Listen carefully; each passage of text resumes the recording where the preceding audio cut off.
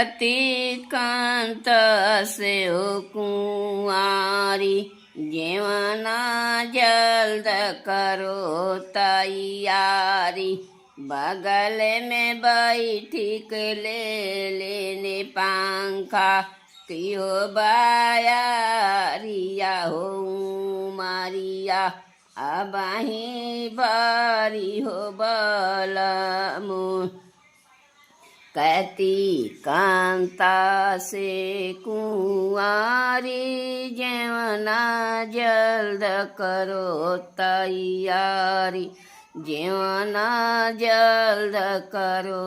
तैयारी